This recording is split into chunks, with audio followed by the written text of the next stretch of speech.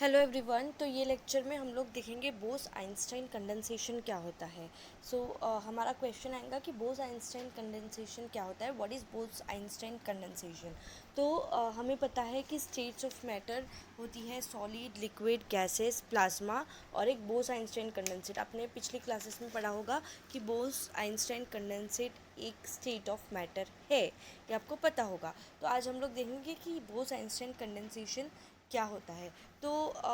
क्या होता है ना कि कोई भी गैस होती है, ठीक है, अगर हमने उसको एक टेम्परेचर तक उसका टेम्परेचर कम किया, 0 डिग्री तक हमने उसका अगर टेम्परेचर लाया, 0 डिग्री केल्विन तक अगर हमने उसका टेम्परेचर लाया तो वो कलेक्ट होने लग जाता है, और कलेक्ट होने के बाद वो एक सुपर पार्टिकल बन जाता है। और जब वो जो सुपर पार्टिकल बनता है उसको हम लोग बोलते हैं बोस आइंस्टाइन कंडेंसेट। ठीक है, हम लोग ये बोस आइंस्टाइन कंडेंसेशन कैसे फॉर्म करेंगे उसकी हम लोग डिटेल स्टडी आज करने वाले हैं। हम लोग ने इसके पहले जो लेक्चर पढ़ा था उसमें हम लोगों ने देखा था बोल्ट्जमैन लिमिट। तो बोल्ट्जमैन लिमिट को यूज़ करके हम बोस आइंस्टाइन कंडेंसेशन के बारे में पढ़ने वाले हैं। तो बोल्ट्जमैन लिमिट क्या थी कि e⁻μ/kT की वैल्यू बहुत ज़्यादा ग्रेटर होती है 1 से, है ना। तो हम लोग यही बोल्ट्जमैन लिमिट की वैल्यू यूज़ करने वाले हैं to determine Bose Einstein condensate. ठीक है, for Bose Einstein condensation we have considered Boltzmann limit. Boltzmann limit क्या होती है, e⁻μ/kT which is very greater than 1। तो इसको मैं z की वैल्यू रख सकती हूँ कि z क्या हो जाएगा, फिर z is equal to e⁻μ/kT। तो z is equal to e⁻μ/kT अगर हो गया, मतलब ऐसा हो गया, ये साइड आ गया अगर वो इक्वल टू के, तो वो बहुत लेस हो जाएगा 1 से ऑब्वियसली। तो z क्या है हमारा, फ्यूगैसिटी ऑफ क्वांटम पार्टिकल। ठीक है, तो अगर जो भी आइडियल बोस गैस होती है, बोस गैस मतलब ऐसी गैस जिसके पार्टिकल्स में बोसॉन्स है, ठीक है, तो वो अगर बहुत ज़्यादा हाई टेम्परेचर पे होती है तो उसको हम क्या बोलते हैं, क्लासिकल गैस। उसका टेम्परेचर बहुत हाई होता है। और हम बोस आइंस्टाइन कंडेंसेशन कब कंसिडर करते हैं, जब हम हमारी गैस का टेम्परेचर 0 केल्विन तक लाते हैं, तब तक। ठीक है, बहुत ज़्यादा जब टेम्परेचर बहुत ज़्यादा रहेगा हमारे गैस के पार्टिकल का, तो हमारे जो पार्टिकल्स रहेंगे गैस के, वो ग्राउंड स्टेट पे रहेंगे या एक्साइटेड स्टेट पे रहेंगे। ऑब्वियसली वो एक्साइटेड स्टेट पे रहेंगे। कब, जब उसका टेम्परेचर बहुत ज़्यादा रहेगा। तो ग्राउंड स्टेट पे कोई भी पार्टिकल्स रहेंगे क्या, नहीं रहेंगे। पूरे पार्टिकल्स कहाँ रहेंगे, एक्साइटेड स्टेट पर रहेंगे। So at a very very high temperature n number of bosons occupy the excited state with energy E ≠ 0। तो और अगर उसकी वो पूरे पार्टिकल्स कहाँ है, एक्साइटेड स्टेट पे है, मतलब उसका अगर टेम्परेचर एकदम हाईएस्ट है तो उसकी एनर्जी भी क्या रहेंगी, हाईएस्ट रहेंगी। उसकी एनर्जी 0 नहीं रहेंगी, they will have some energy. उसी की वजह से वो ग्राउंड स्टेट पर नहीं रहेंगे, वो कहाँ रहेंगे, एक्साइटेड स्टेट पर रहेंगे। ठीक है, E = 0 रिप्रेजेंट्स ग्राउंड स्टेट। तो वो ग्राउंड स्टेट पर है क्या, नहीं, तो उनकी एनर्जी कितनी रहेंगी, E ≠ 0। क्यों नहीं रहेंगे, because none of them will be in the ground state with energy E = 0। ठीक है, बहुत ज़्यादा टेम्परेचर पे नंबर ऑफ बोसॉन्स के जो पार्टिकल्स है वो कहाँ रहेंगे, एक्साइटेड स्टेट पे रहेंगे, ना कि ग्राउंड स्टेट पर रहेंगे। तो हमारे पास टोटल बोसॉन्स कौन से रहेंगे, ऐसे बोसॉन्स जो कि ग्राउंड स्टेट पर है, वो जो उनको हम नाम देंगे n0। और ऐसे बोसॉन्स जो कि एक्साइटेड स्टेट पर है उनको हम नाम देंगे Ne। ठीक है, तो एन टोटल क्या हो जाएगा, n0 + Ne। n0 क्या है, number of bosons in ground state, and Ne is number of bosons in excited state. पर यहाँ पर टेम्परेचर बहुत ज़्यादा है, तो ग्राउंड स्टेट पर कितने नंबर ऑफ पार्टिकल्स है, 0। और एक्साइटेड स्टेट पर कितने रहेंगे, पूरे एनी पूरे पार्टिकल्स n = Ne हो जाएंगे, क्योंकि पूरे पार्टिकल्स एक्साइटेड स्टेट पर ही रहेंगे।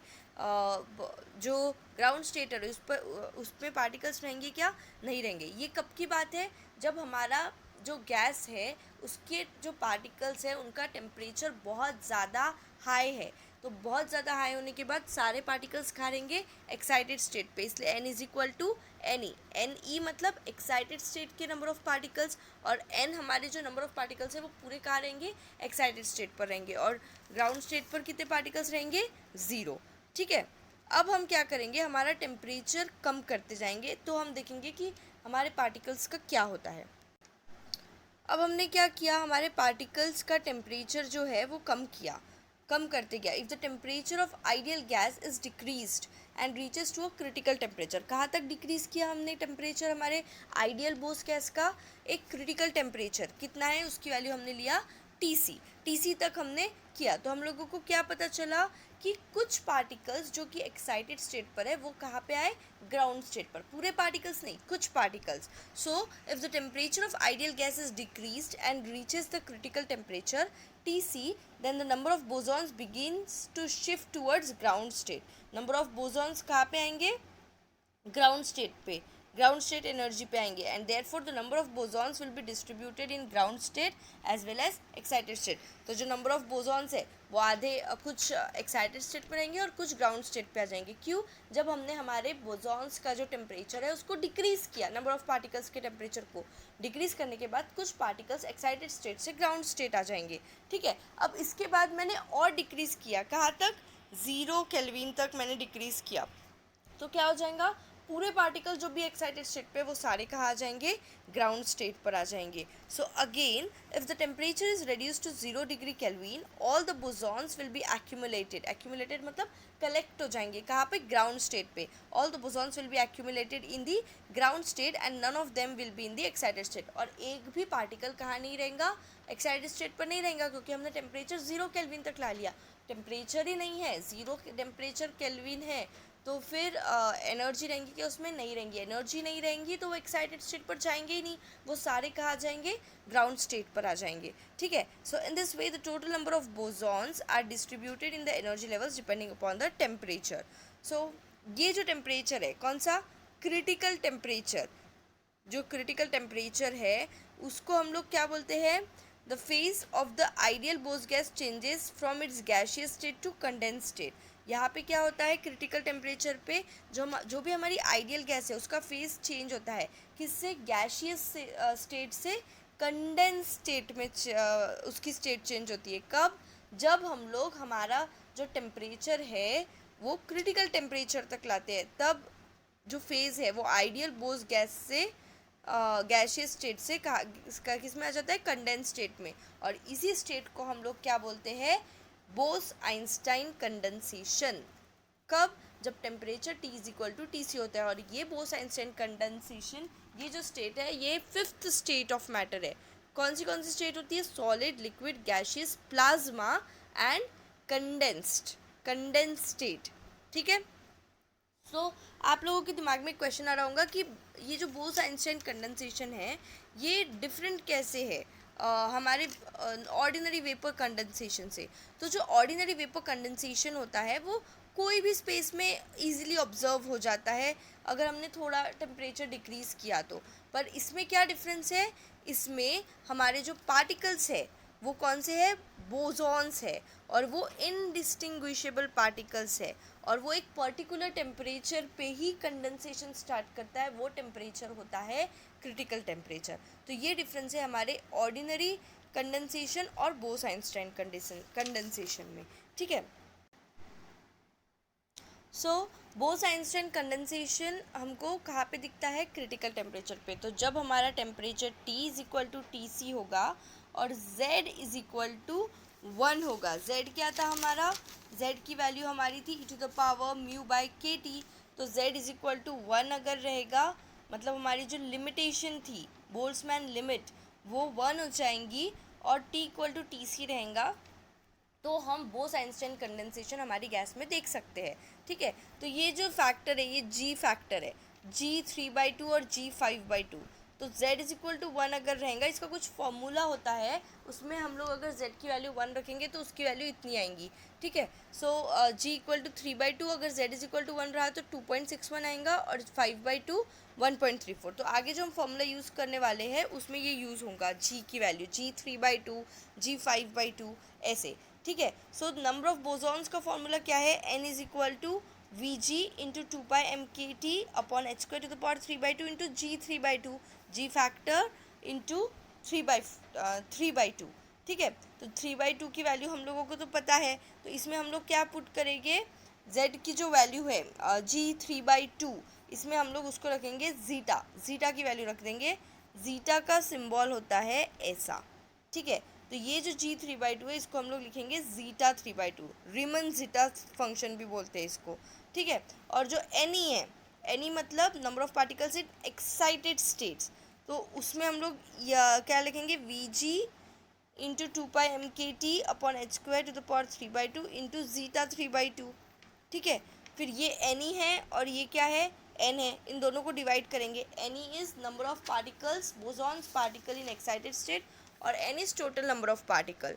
तो total number of particle N है और एनी क्या है, बोसॉन्स के जो एक्साइटेड स्टेट में जो भी पार्टिकल है वो, तो वो क्या हो जाएगा, सब कैंसिल आउट होके T/Tc हो जाएगा, क्रिटिकल टेम्परेचर वाला Tc into zeta 3/2 upon zeta 3/2, वो भी कैंसिल आउट हो जाएगा।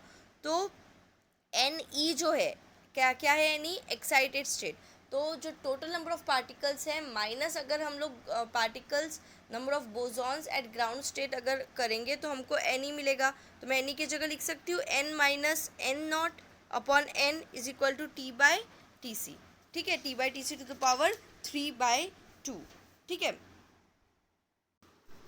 तो क्या आया था हमारा last equation, n minus n not upon n is equal to T/Tc to the power 3/2। तो इसको मैं ऐसे भी लिख सकती हूँ दैट n0 अपॉन n, इसको -1 था ये, तो इसको 1 को इधर चली जाऊँगी, तो 1 minus T/Tc to the power 3/2।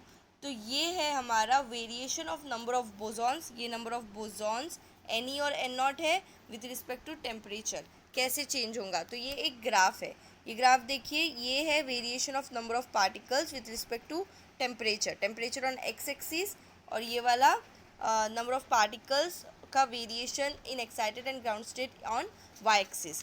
तो ये कैसे हो रहा है, ये देखो, ये 1 है, यहाँ पे स्ट्रेट, यहाँ से NE/N में वेरिएशन बता रहा है। सो ग्राफ क्या बता रहा है कि जब टेम्परेचर हम TC लेते हैं, जो हमारा टेम्परेचर है वो हम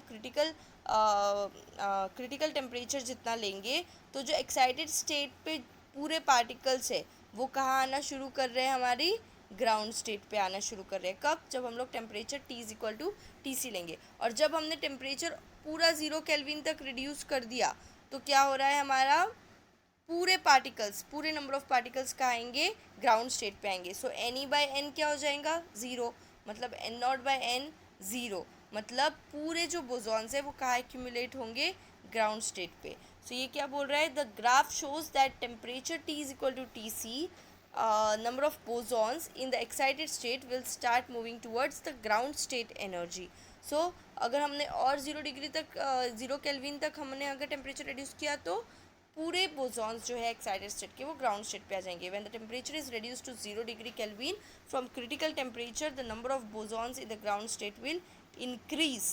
तो ये इक्वेशन आ जाएगा। तो क्रिटिकल टेम्परेचर फिर क्या हो जाएगा, हम यही इक्वेशन जो है हमारा n is equal to v ji into 2πm/kTc upon h² to the power 3/2 into zeta 3/2, इससे हम लोग TC की वैल्यू निकाल सकते हैं।